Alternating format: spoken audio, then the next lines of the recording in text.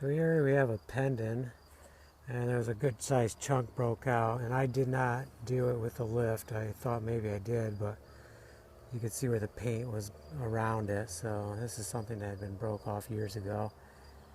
So I carved it with a utility knife, did a little hand sawing and carving, and now I'm going to scrape any excess paint off here, and then I'm going to start caulking this in and caulk these seams, because we don't want water going in there and damaging it again. And you can see, if you look close, that's what's starting to happen here, and if we don't caulk them, it's just going to continue.